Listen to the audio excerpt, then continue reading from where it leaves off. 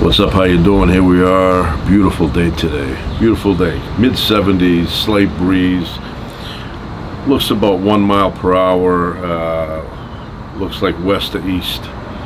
Very nice out. Have some Lipton tea here.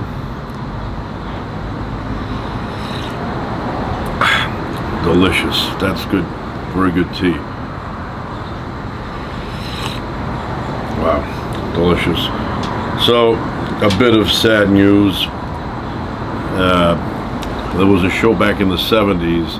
It was called What's Happening? And I used to watch that every week. That was on my standard list of shows to watch. That was on there.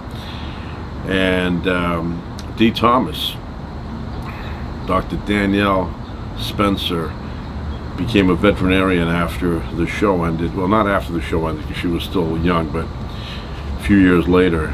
Very intelligent, very funny, quick-witted, boom, boom, boom. That's why they had her in that role, because she was fast. And just found out that she died. One of my favorite comedies back then. Shirley worked at it was like a little Mel's Diner type place, and they would hang around there.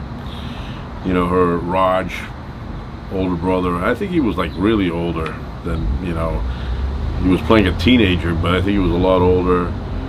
Then you had that Dwayne Wayne, and then Rerun.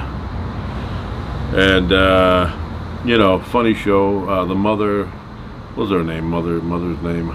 I think mother died a few years ago. I think from diabetes or something. But, yeah, that was a good show. They had that nice theme song going in. I don't even know if they make comedies anymore. There's a few, but not like back in the old days. But yeah, that was my one of my favorite shows to watch back in the old days. Slowly, one by one, people are just leaving the planet, being replaced by new people. And I remember when I was in, like, I don't know, I was little, but they used to pass out the Scholastic thing. It was like a little catalog of books recommended for kids of a certain age, and I was of a certain age. And they had a magazine in there. I forget the name of the magazine. You could order that. It had all updates on actors. And I remember Rerun one time was featured. And I go, yeah, I know. So I ended up buying it. But they had a deal offer. If you bought 3 books, they had on one of the pages they had posters, and you would get 1 free poster of your choosing. I don't know if you want to pick Benji or something like that. You can put Benji up on your wall. So I used to get 3 books regardless, just because I wanted the poster. So that's the way the cookie crumbles, right? Danielle Spencer.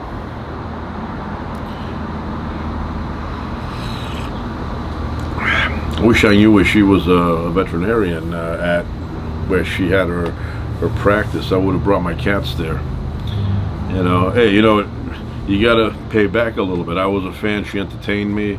I bring my cats. She can take care of them. Get a little income from that.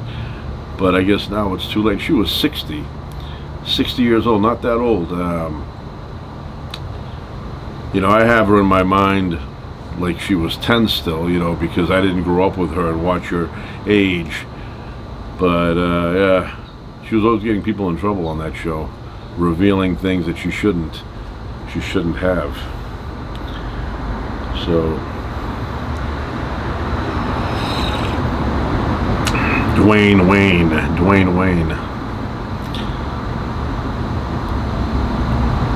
I only know one Dwayne Johnson. In my school I had a couple of people I knew with the name Wayne.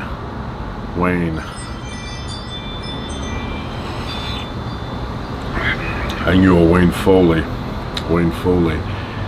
He was a little bit wimpy, but he would get that short. He wasn't short, but he had that short man's syndrome. You know, where they get all, you know, like tough, like they're gonna fight everybody.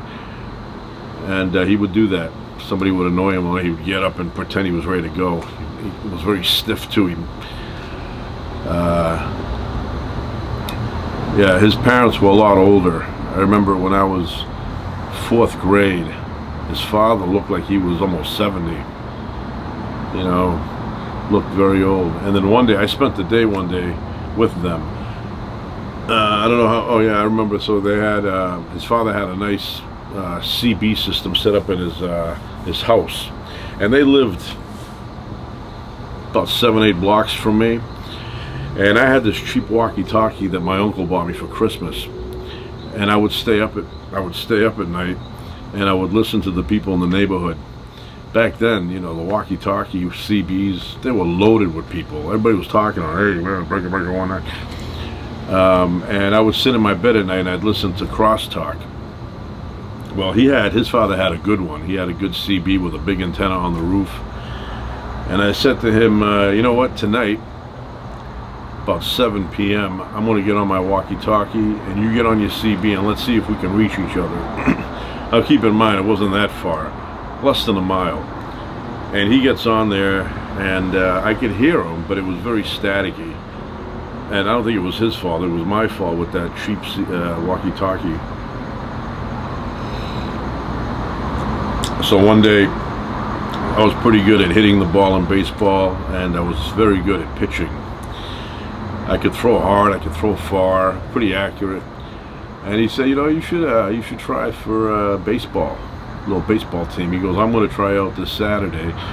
Why don't you come with me and try out? Now I wasn't even able to say no, yes, whatever. So I said, all right, I'll come with you guys. I don't know if I'm going to try out. So that we spent the whole day together. We went to some stuff his father had to do at the hardware store. We drove around all day. We got some snacks. And then we ended up going to the field where they had tryouts. And it was taking way too long, and I was not interested in being on a team. I had other things to do. You think I wanted to dedicate time during the week to go practice and then play games and all that? You know, so anyway, I said to him, I gotta go. And he goes, you don't want to try it? I go, no, I'm all set. So I ended up leaving, and he tried out. He got on the team. Only child, but yeah, he had anger management issues at that age. Only because I think he was naturally wimpy, and he was trying to show off some demeanor that was tough, but nobody was buying that. Not from him.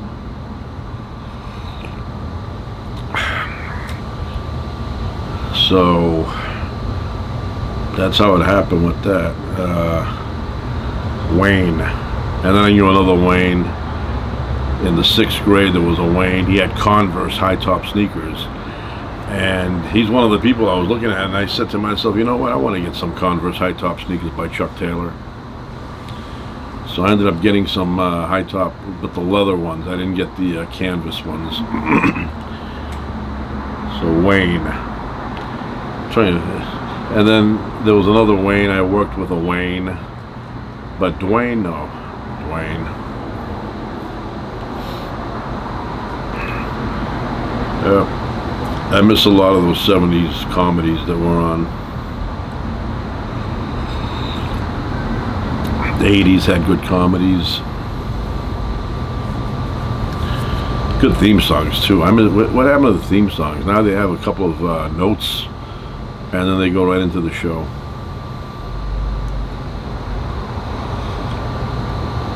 I don't see any crows tonight. I don't know what's going on with that. You know, there's a period of time where every single day at 5:30 they fly overhead. They go from north to south, and then 30 minutes later they fly back again. So I don't know what's going on with that.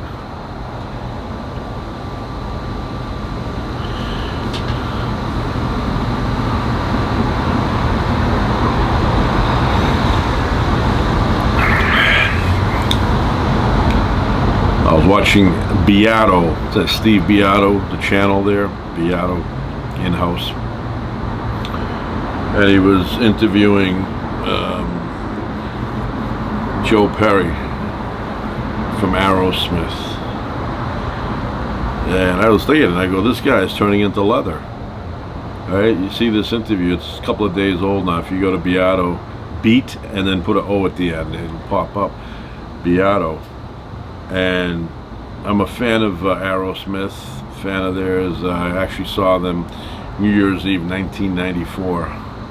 I was there in the audience watching them sing. They were great. I mean, they were in their prime. They were really singing well, playing guitar well, drums, bass, everything was just like up to the standard. And then I saw him in an interview, and I don't know, he's got to be up there. He's got to be almost 80. But looks a little bit like leather. You know, I don't know that look, but and you know what? I'll tell you this right now. It's just my opinion. Everything is subjective, but, well, not everything. Math is not. But most everything else is. I'm looking at him, and he's wearing, you know, pants with holes where the knees are. And I think when you're close to 80, that's not a good look. It makes you look, I don't know, a little bit homeless. You know, now, you know, I'm not gonna write him a letter. I'm just saying that, you know, at that age, you want to look a little bit better. You know, maybe have a nice suit on or some kind of clothes that are made by Perry Ellis. But to wear jeans like young people wear, you know, where they're missing fabric, no, that does not look sharp. But I admire him. He still has that drive to play. He still has that what is it? That motivation inside to get up in front, to get up on stage in front of people and perform. I've always admired that about him. He's always had that. You know, you always hear about him wanting to, you know, get out there and get some concerts going, and the others are going, all right, we're a little tired. But he still has it. He still has it. He still has that fire. You know, so I've always been a fan. I actually met him many, many years ago. Back in 90, 91, around there. He was sitting in a one of those big Mercedes-Benz, blue one. And next to him was a very, very, very blonde woman. Right? A lot of blonde in the hair. And as I got closer, I realized, oh, I see who that is. He looks like he's sculpted out of granite. You know, everything is like chiseled. And so I went up to him and I asked him, hey, where's the album coming? When is that? It's supposed to be out by now. And he said to me, working on it. I said, all right. So I met him briefly. I don't think he remembers that.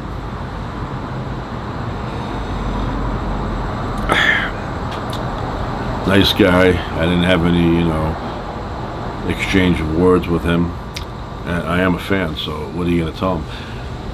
I always liked his guitar playing. You know, he's like a solid guitar player. I just don't know about that look he's got now. You know, I mean, that probably looked good when he was younger. I think even when he was younger, I think he dressed better. You know, but he probably still has the skill. Maybe he gets tired halfway through a song. But, you know, his mind seems to be there. Well, no, his mind is there. When people say seems to be, that's almost like a backhanded compliment. So, yeah, he was there. Was the other guy, Bradford? He was there with the other guy there, the other guitar player, the rhythm guitar player. But, yeah, I'm a big fan. I remember when Pump came out. I remember, what was the other one called? Living on the Edge. Yeah, that one. And I used to know these brothers who were really into Aerosmith. I mean, they were like, I don't know how many times they saw them live, but they were huge fans. And they would come by and I'd talk to them about Aerosmith. I think that's the only thing we ever talked about back in those days was Aerosmith. They knew all these stories, and, you know, I would talk about their songs. So, yeah, they were mechanics, but on diesel engines.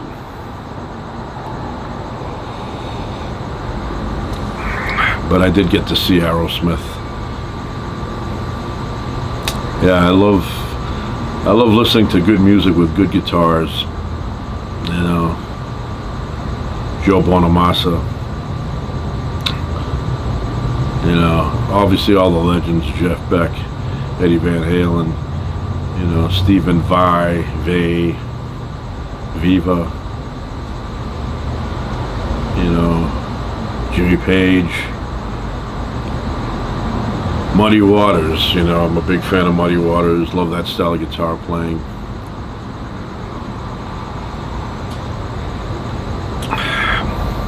Good stuff.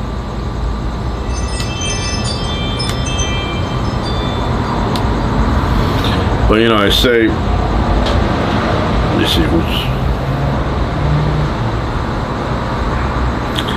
I say I love the guitar sound. I also love the bass. Love the bass.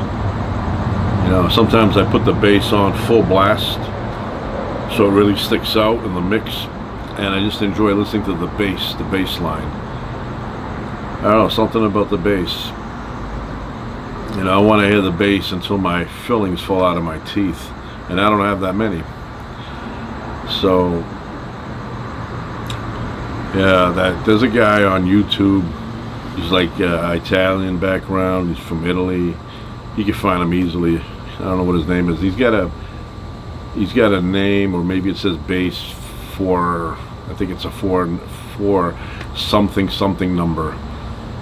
But anyway, he's on there. He's like a funny guy. He plays slap bass, and I watch him. And then there's another guy. It's like his competitor, and he's a very good bass player too. Not as much slap bass, but you know, Flea's another great bass player. You know who's a good bass player? I don't know his name, but he was the bass player for ABBA. Right? You listen to the ABBA songs, great melodies, but the bass was awesome. You know, I listen to ABBA and I crank up the bass when I hear that bass playing.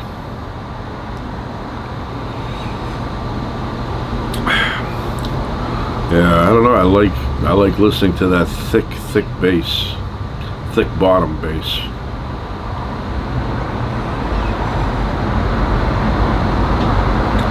And I don't like wimpy bass. I mean, I want it to be crisp. I'm also not a fan of that really distorted bass sound where a lot of dance music has it, so it overwhelms everything else, and all you hear is like,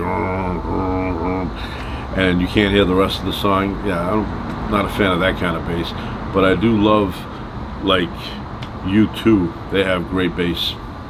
Is that Adam Clayton? Is that his name? Or is that the drummer? No, that Mullins is the drummer. Yeah, Adam Clayton. Great bass. Nice. I saw U2 and they had more bass than every other band I heard, maybe combined. Really thick sound.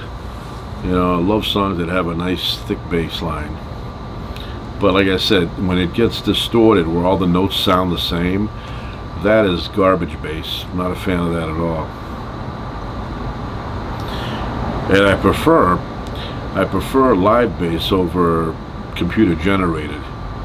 But I will take the computer-generated bass as well. But I prefer the live, the real bass. Big John Wallace.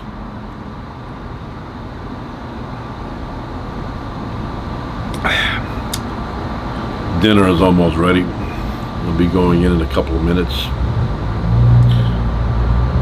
Yep. So yesterday I'm out, you know, late at night, walking around the property. And as I'm coming up the driveway, I notice two eyes looking at me. And I look down and I see that it's a baby kitten. Like, tiny. But fast enough to get away from me. So it sees me. I kind of, you know, I did like I'm coming, you know. And it went left and went right. And then it came up here and it took off. I couldn't grab it and give it a little, you know. They're afraid of humans. You have to do some intervention early on. Otherwise, they grow up and they never come close to a human. Maybe I'll see it again. Very small. And it was with a mother, a big one earlier, because I was out and I saw a glimpse of it. And the mother took off, probably went to find food, and the little one was left alone in the bushes. So I've already rescued 3 cats. I'm not looking to get another one. You know, about 5 years ago, I rescued 3 kittens.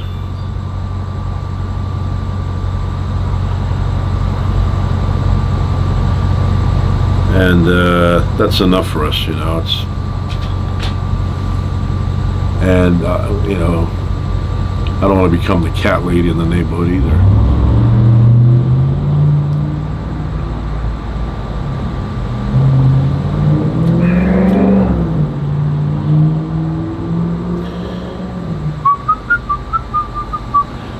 You know, when I took driver's ed, the driving instructor, who had a lot of years experience, he said to us, I don't think cars of the future, meaning the next 15, 20 years, and this was much longer than that, he said, I don't think cars in 15, 20 years are going to be high performance cars. He goes, they're going to cut back on the power to save gas, and they're not going to be high performance. And you fast forward to today, and you see that cars today are even better at high performance than, you know, I mean, yeah, the cars back in the 70s, 80s, they had big, not the 80s, the 70s. The 80s, they started shrinking them. And I think he felt like that was going to be the trend. But when you see cars now, you know, like sports cars, they have a lot of horsepower in comparison to the old days. So they're still fast. They still have high performance cars. That did not disappear. So he was wrong. I'm going to call him up someday.